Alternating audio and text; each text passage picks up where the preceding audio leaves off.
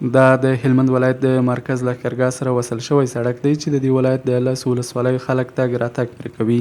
خوست تازه د ښاروالۍ ریاست په پراختیایي بودیجه باندې د دوهم لاین سړک د کرازۍ چارې بشپړې شوې.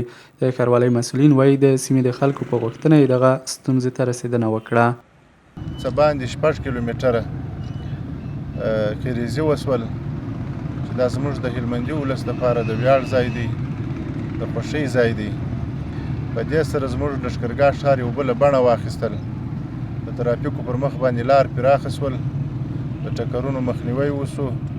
همداراز بیا د دې سیمې اوسېدونکي خوښ دي چې دا ډول پراختیایي پروژې ګټه اخیستنې ته سپارل کیږي او وایي د دې سړک په جوړېدو سره دوی ته په ډېرو برخو کې اسانتیاوې رامنځته شوي دي. ډېرې ګټې لري د ولس دپاره. دا د ولس دپاره ډېر غټ کومک دی چې خلکو وکړي.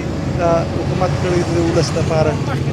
نور مشکلات چې درلوده پر دې لاره باندې دغه لار تنګه وه، دغه دوکانونه دلته نږدې وه، نو سړک ډېر تنګ و، نو خلکو دپاره یعنې ډېر عمومي غټ مشکلات وه. اوس الحمدلله د امارت په راتلو باندې دغه سړک پراخه شوی دی، د خلکو دپاره ډېره هوسایي جوړه شوې ده. مخکې دا سړک ډېر تنګ و او ډېر خراب و، اوس لا هم ډېر خوندور او ښه باکیفیته جوړ دی. بل خوا بیا د هلمند د ترافیکو مدیریت مسؤلین وایي د دغه سړک دوهم لاین په جوړېدو سره به په ترافیکي پیښو کې کموالی راشي. سړکان باندې اوس بېلحاله کارونه روان دي، شروع دي.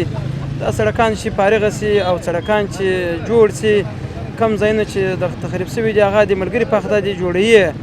نو انشاءالله که خدای کوله مخکې ترافیکي پیښې ډېرې وې، اوس بیخي ډېرې کمې شوي دي. بیخي د پخوا حالت سړی وګوري شی بیخي نشته.